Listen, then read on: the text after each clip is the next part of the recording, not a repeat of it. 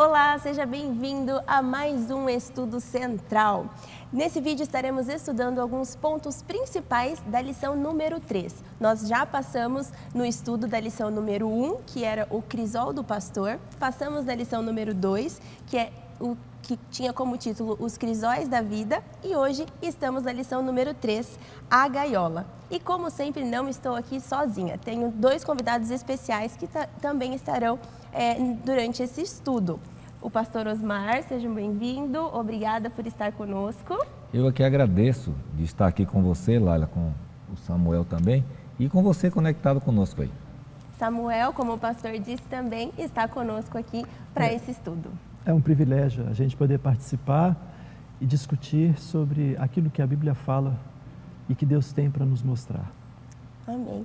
E antes, claro, lembre de se inscrever em nosso canal. Essa é a sua chance de clicar aí no inscreva-se para fazer parte do nosso time de inscritos. Claro, deixe também o seu comentário, o que você entendeu, o que você gostou da lição sobre o estudo, que também será muito bem-vindo. E lembre de de ativar o sininho para estar por dentro de todas as novidades do nosso canal. E antes de aprofundarmos aqui no estudo, quero convidar então o pastor, você pode fazer uma oração para nós? Posso sim. Vamos então fechar os nossos olhos, curvar nossa fronte, vamos falar com Deus.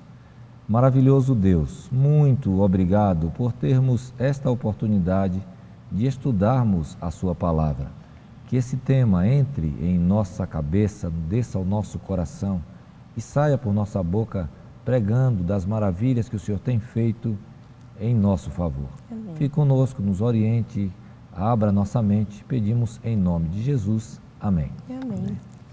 Muito bem, essa lição número 3 tem como título A Gaiola. Confesso que esse título já me deixou bem curiosa. Eu tenho duas calopsitas e quando eu vi o título já pensei logo nelas. Inclusive, no começo da lição, traz um texto que fala justamente sobre isso, como o dono de pássaros, ele às vezes tenta ali ensinar o seu pássaro a cantar alguma canção, para gesticular, cantar ali, uma canção. E se ele está em um ambiente muito aberto, ele tende a ficar ouvindo os outros sons e não foca ali naquele que está ali, o dono está colocando ali para ele aprender. E traz também falando que se o dono coloca uma coberta, algo, cobre a gaiola e deixa ali a música para o pássaro aprender, ele então começa a aprender a música, porque ficou ali focado e passou por esse momento.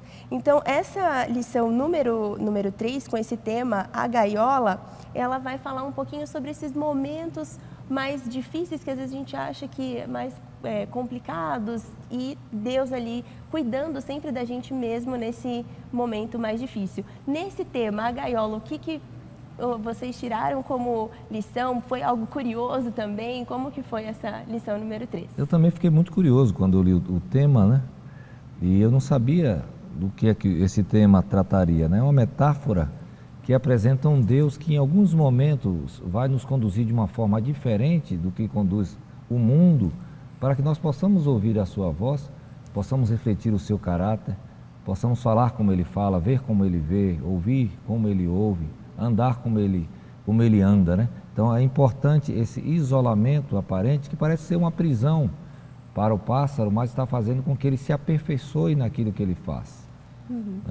Aqui não está sendo feita uma apologia ao maltrato aos animais, mas da ideia de fazer com que uma ave se desenvolva naquilo que ela faz. Essa seria a ideia. E é Deus fazendo com que a gente também seja privado de algumas coisas para que a gente possa ter uma canção que seja a nossa história, Como diz o livro de Apocalipse, o Cântico de Moisés, Pode falar, desculpa. Eu fiquei pensando nessa história desse passarinho na gaiola, e a gente vê assim, o passarinho passa por uma situação de restrição. E eu fiquei pensando, então Deus nos leva a situações de restrições das coisas que a gente quer. Por que a gente às vezes ora, pede a Deus para nos conduzir, e de repente nós estamos numa situação, num ambiente que é totalmente diferente daquilo que a gente imaginava. E eu fiquei pensando assim, Deus pode nos levar a ser tentados? Deus pode nos levar a sofrer? Nos conduz ao sofrimento, ainda que seja para um resultado positivo? Então, e se Deus faz assim, como é que a gente avalia a relação do homem com Deus, o seu amor e misericórdia? Então, acho que a lição, ela vai tratar e abordar essa forma de Deus tratar e conduzir o homem diante das provações e das dificuldades da vida. Exatamente. Samuel fez a pergunta que eu ia fazer, agora já trouxe isso daí. Pastor, gostaria de complementar, né? O que a gente pensa muito que no momento que a dor, né, é algo que Satanás causa, mas nesse momento, Deus também, ele está ali ao nosso lado, nesses crisóis que foi muito falado também, né, nos outros estudos. Isso também deu, como que é ali o olhar, o cuidado de Deus nesse momento, né? A lição vai abordar isso em várias etapas, né? A gente vai trabalhar essa semana em várias etapas. A primeira etapa é que a lição evoca a saída do povo do Egito, por exemplo. Então o povo estava numa gaiola, então eram livres, porque serviam ao Senhor, foram desobedientes, passaram 430 anos na gaiola. A gaiola não estava coberta, eles passaram a adorar mais de 2.000 deuses do panteão egípcio, eles não eram mais fiéis à lei de Deus, eles não comiam o que queriam comer, eles não viviam porque eram escravos. E Deus decide tirar esse povo e conduzi-los por um caminho estreito, para ensiná-los a ter uma canção de libertação, de relacionamento, né? Então, a primeira parte que o estudo vai trazer é essa experiência pelo deserto. Nós vamos para a liberdade, vamos sair da gaiola, mas antes de chegar à liberdade da floresta, da terra prometida, eu preciso passar por lugares estreitos. E eles vêm com um canto de vitória, saindo, né? Eu acho que pensavam assim, nunca mais a gente vai ser escravo, nunca mais a gente amassa barro para Faraó, e eles começam a jornada, só que o caminho começa a estreitar, eles começam a ver que as montanhas vão se aproximando, chegam no vale também, chegam no vale que vai dar no mar. E para piorar, montanha de um lado e de outro, o mar está à frente e os inimigos estão atrás. Então como é que Deus faz uma coisa dessas, né? É mais ou menos já o que o Samuel levantou. Como é que Deus, sabedor de que o coração de Faraó ele permitiria ser endurecido, Faraó tomaria suas próprias decisões e Deus não faria intervenção.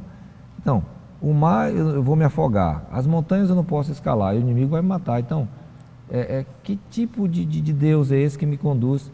Por que Deus conduziu o povo para um lugar estreito? Isso. Até aqui na lição fala, né, um beco sem saída. Cheguei ali... Por que Deus faz, né? É você que está me assistindo aí, já foi em vários médicos e agora descobriu que a questão humanamente não tem cura. Por que Deus está conduzindo você? O dinheiro acabou, você não pode pagar suas contas... E o que fazer com um casamento que está indo embora? Não parece que Deus está lhe perseguindo? Parece que vai acontecer alguma coisa assim, uma nuvem vai chocar com a outra, a nuvem negra, vai sair um raio e dizer assim, não vou com sua cara. Parece que Deus está aprontando alguma coisa com você. Por que é que Deus está te conduzindo assim? Deus está conduzindo você por esse caminho estreito, porque Ele queria que o povo aprendesse, reaprendesse como os patriarcas, a confiar nele. Chegou o limite, o seu limite, o meu limite é a oportunidade de Deus. Então essa é a grande primeira lição que o estudo de hoje vai trazer. O meu limite é a oportunidade de Deus. Quando eu não tiver mais o que fazer, Deus agora vai começar a trabalhar. Um detalhe importante, pastor, é que nessa história, quando o povo de Israel sai do Egito e é conduzido, ele é conduzido literalmente por uma nuvem que era a condução de Deus, era a presença de Deus. Deus conduz o povo para um lugar que não tem saída. E eu fico pensando assim, o que a gente pensa de um Deus que nos leva para um deserto, que nos leva para o meio do mar e sabe que dali para frente eu não posso caminhar? É o que o senhor falou. Diante de uma circunstância da vida que a gente não encontra respostas, a gente começa a pensar, será que esse Deus está me conduzindo mesmo? Será que essa nuvem, por acaso, não é uma nuvem de decepção, uma nuvem negra que está na minha vida, ao invés de ser a presença de Deus? E isso faz com que a gente, às vezes, fique assim, confuso, porque no meio da provação, o que você mais espera é segurança. E quando você espera a segurança de alguém, e esse alguém te pega pela mão, e ao invés de conduzir a um ambiente seguro, te leva para um ambiente de sofrimento, você fala assim, tem alguma coisa errada, tem alguma coisa que não está funcionando aqui. E aqui na lição tem uma frase que me impressionou quando diz assim, seguir a nuvem não assegura felicidade em todo o tempo. E a gente esquece disso, a gente pensa que porque nós estamos sendo guiados por Deus, nenhum sofrimento, nenhuma angústia, nenhuma dificuldade vai acontecer mais, porque nós temos ali um escudo protetor. Mas a gente precisa das dificuldades para ser temperado, para ser modificado. Exatamente. Você vê que é uma proteção ininterrupta, né? Essa nuvem que protege do sol durante o dia, à noite ela é fogo. Protege dos animais peçonhentos, dos inimigos, do frio. Então, como é que esse Deus que inequivocamente, não tem como você questionar, ele está ali. E agora eu estou aqui numa enrascada, eu estou num beco sem saída, eu estou com dívidas, eu estou doente, eu estou perdendo minha família, eu estou perdendo minha fé. Né? É o meu limite chegou, aí Deus se manifesta, né? Deus se manifesta. E até aqui também, nesse ponto aqui da lição, fala, né? Nas dificuldades, a chave para saber se estamos seguindo a Deus não é necessariamente a ausência de provação, mas estar aberto à instrução divina e à submissão contínua de nosso coração à sua liderança. E aqui a gente vê muito isso, né? Às vezes nesse momento de dificuldade, a gente sabe das maravilhas que Deus pode fazer, mas a gente esquece, parece, né? Dá um branco e começa aí um ponto de reclamação e começa a resmungar e reclamar sobre as coisas. E até traz aqui também a questão de que nem sempre o que nós queremos, na hora que a gente quer, Deus vai responder. E até o texto traz, né, no final, a questão de como o povo de Israel lidou com a situação de água, né? Uma necessidade que eles estavam tendo ali e parece que Deus não ouvia, eles queriam água e não tinha.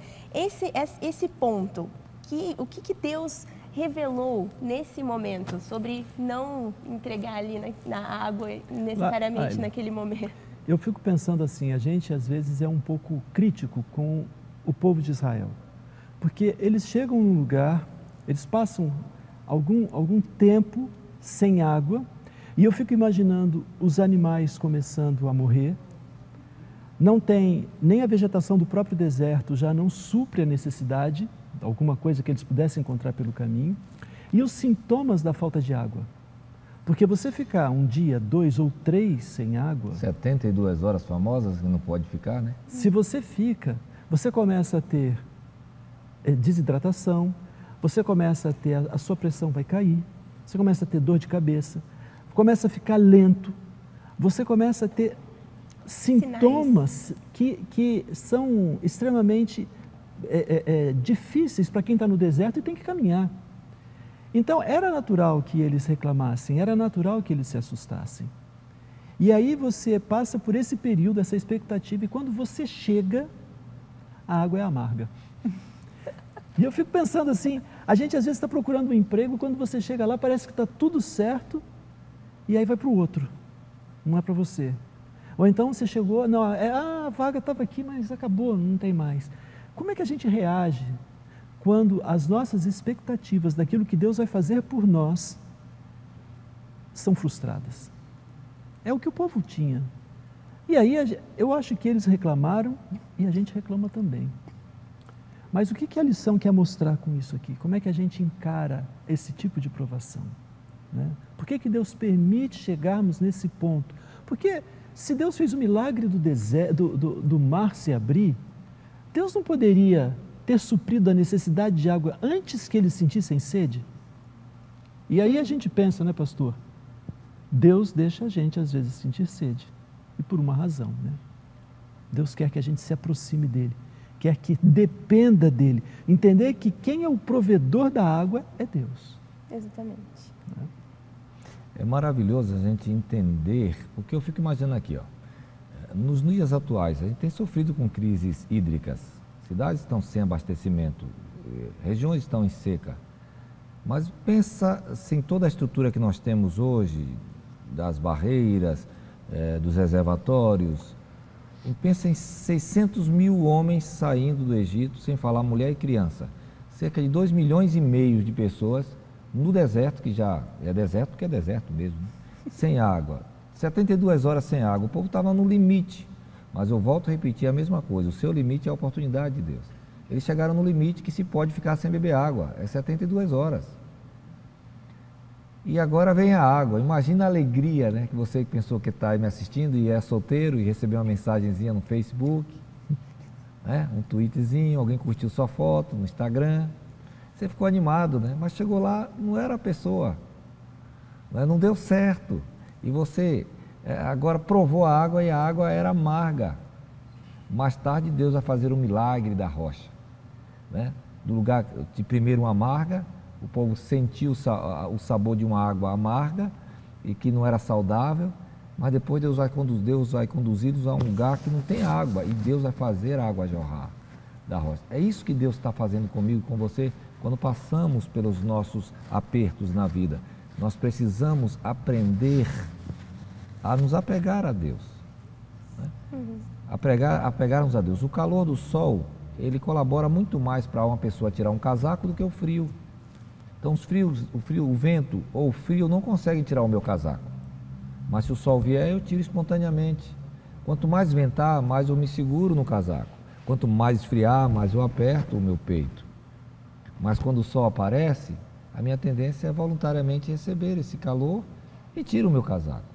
Então Deus está me conduzindo por lugares estreitos para que eu aprenda a me desapegar de algumas coisas e confiar plenamente nele. Exato. E o povo teve essa lição, né? Exatamente.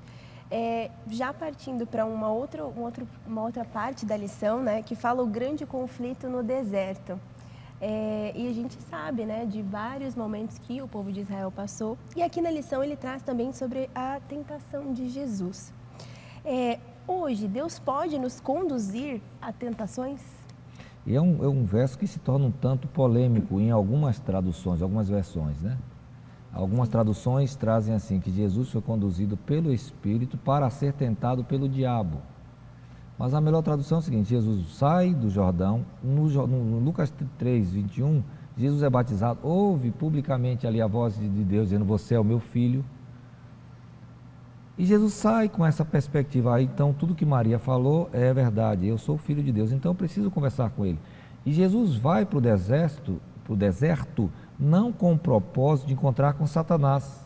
Jesus vai para o deserto para entrar na sua gaiola, ser coberto ali, ficar sozinho e falar com Deus e aprender a música de Deus. E ele passa aprendendo a música de Deus, diz o texto, 40 dias em jejum.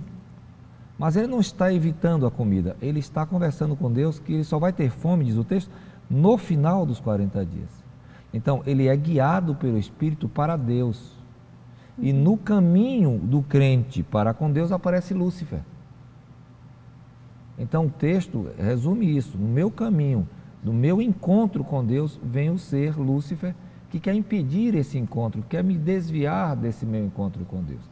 E ali vai acontecer o mesmo conflito agora. No deserto, enquanto Adão foi derrotado no paraíso, Jesus vai ser vitorioso no deserto. Adão vai comer sem fome e Jesus não vai comer após 40 dias sem comer. E Satanás, que foi vitorioso no Éden, será envergonhado. Então, o deserto da nossa vida é uma oportunidade para a gente glorificar o nome de Deus.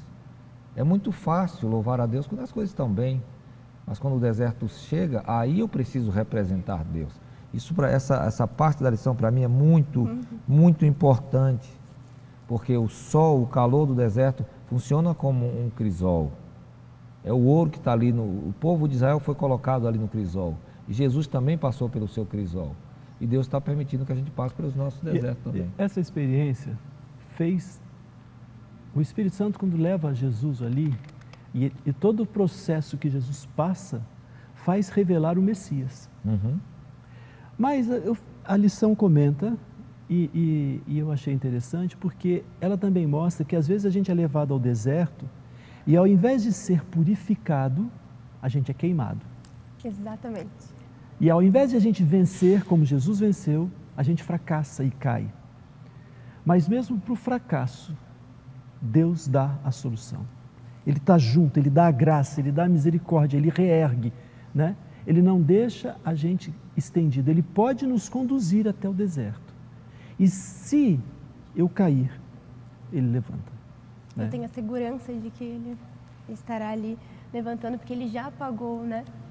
Pelos nossos pecados, Amém. pelas nossas falhas. E essa lição, ela termina, ela vai para esse final aqui até traz, né? Um legado duradouro, né? A gente, por mais difícil, por mais doloroso que sejam os momentos que nós passamos, as provações, a gente tem a certeza da vitória e da volta de Jesus e de estarmos no nosso lar, no nosso novo lar com Ele, né? Então ela pega... O homem que fundou Dubai, sheik bilionário, trilionário talvez, ele cunhou uma frase e postou no seu Twitter. Ele diz o seguinte: tempos difíceis produzem homens fortes. Homens fortes produzem tempos fáceis. Tempos fáceis produzem homens fracos. Então, você que está me assistindo, o caráter, a fibra moral que você tem, vem das dificuldades pelas quais você passou. Senão você não seria o homem ou a mulher que está me assistindo agora. Então, se eu também não permitir que meu filho... É isso que Deus fez com o seu povo, com seus discípulos. Se Jesus ou se Deus não permitisse que os discípulos passassem por suas dificuldades, eles não teriam a fibra moral que tiveram para pregar o evangelho a todo o mundo. Isso é importante. Deus está me preparando para grandes vitórias, mas muitos almejam um lugar no pódio, mas desprezam os seus momentos de treino e nunca vão ser vitoriosos. Então, o legado ele é duradouro porque é uma questão de caráter. Eu aprendi com aquilo. Minha vida foi transformada e eu vivenciei coisas que vou passar para os meus filhos. Não preciso nem falar, eu vou viver de tal forma que eu vou formar uma geração diferente. Então, os discípulos vieram num período muito difícil. A religião não era somente ignorada, mas perseguida. Ser cristão, seguir uma pessoa que morreu na cruz, era o maior prejuízo que uma pessoa poderia escolher. Mas eles estavam ali testemunhando e passando por suas provações. E foi assim que a base da igreja foi firmada sobre a rocha que era Cristo. Esses apóstolos se tornaram essa base e nós temos essa oportunidade também de aproveitar o crisol de nossa vida para fortalecer o nosso caráter e para dar continuidade a uma obra que eles iniciaram. Né? Amém.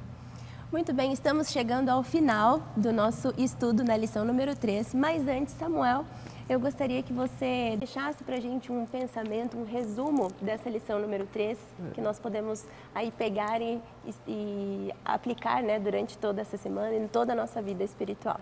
Eu acho que a lição veio mostrar que nós somos conduzidos por Deus em quaisquer que sejam as circunstâncias, nas boas e nas ruins. Na salvação do mar se abrindo ou no deserto sem água, Deus sempre está conduzindo.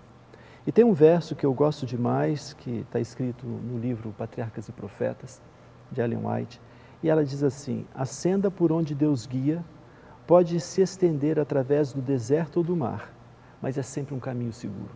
Amém. E a gente tem que ter essa certeza que não importa as circunstâncias, a sede, o aperto diante de um mar que não se abre, até se abrir, Deus está conduzindo pelo deserto ou pelo mar, mas a senda é segura. Amém. Amém. Vamos fechar os nossos olhos para fazermos uma oração. Senhor Jesus, acabamos de estudar mais uma vez a Sua palavra, acabamos de entender mais e mais sobre o Seu amor e o Seu cuidado conosco. Senhor, que tudo que nós estudamos aqui durante essa lição, que o Senhor possa nos ajudar e nos dar força para colocar em prática em todos os dias da nossa vida. E que nós possamos ser testemunhas do Seu amor, do Seu cuidado por nós, para todos os que estão em nossa volta. Senhor, perdoe todos os nossos pecados, ajude que nós possamos estar junto contigo nos céus em breve. Fique conosco durante o decorrer de tudo o que for da nossa vida, dos nossos dia a dia, das nossas lutas, das nossas dificuldades. Que o Senhor possa acalmar o nosso coração nos momentos que estivermos agoniados. Senhor, fique conosco, como já te pedi, e tudo isso eu peço e agradeço em nome de Jesus. Amém. Amém. Muito bem, chegamos então ao final de mais um Estudo Central. E claro, você é nosso convidado aí para se inscrever no canal, se ainda não o fez, deixe seu comentário sobre esse estudo, coloque o que você entendeu, os principais pontos para você que foi. E foi um prazer tê-lo conosco mais uma vez e até a próxima.